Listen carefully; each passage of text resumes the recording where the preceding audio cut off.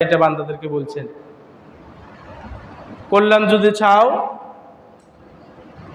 নেকি যদি অর্জন করতে চাও, তাহলে শোনো, তোমার প্রিয় জিনিস যেটা, সেই জিনিস থেকে আল্লাহর রাস্তায় খরচ করো।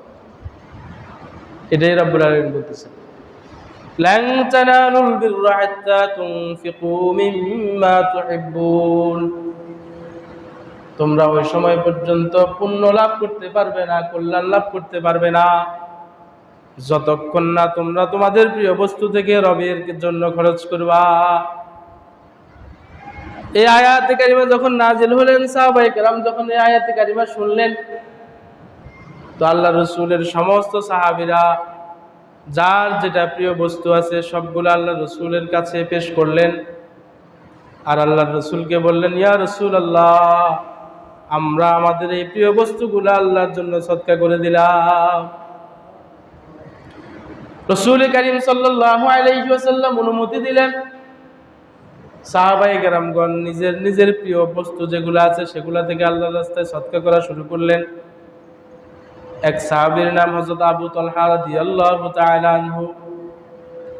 তিনার একটা খেজুরের বাগান ছিলেন, একবারে মসজিদে নববীর পাশে একটা খেজুরের বাগান। সেই খেজুরের বাগানের মধ্যে একটা কূপ ছিলেন, সেই কূপের নাম হলো বিরুহা। ওটা এতটা পছন্দনীয় ছিল ওনার কাছে, শুধু সাহাবীর কাছে পছন্দনীয় ছিল না, আল্লাহর রসুলের কাছে ওই কূপের পানিগুলো বড় পছন্দনীয় ছিল। রাসূল করিম সাল্লাল্লাহু আলাইহি ওয়াসাল্লাম মাঝে মধ্যে সেই বাগানের মধ্যে যেতেন আর গিয়ে সেই কূপ থেকে পানি পান করতেন।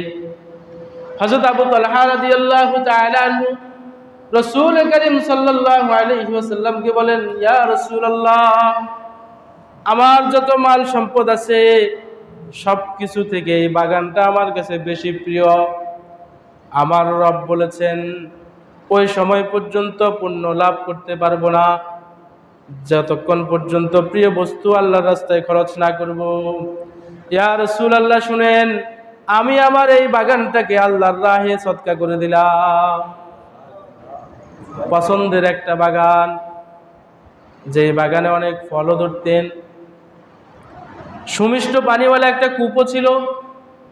সম্পদের মধ্যে সবচেয়ে বেশি প্রিয় যেই জিনিসটা ছিলেন, আল্লাহ রসুলের সাহাবী, সেই জিনিসটা আল্লাহ রসুলকে বলেন, এটা আমি আল্লাহর জন্য সদকা করে দিলাম।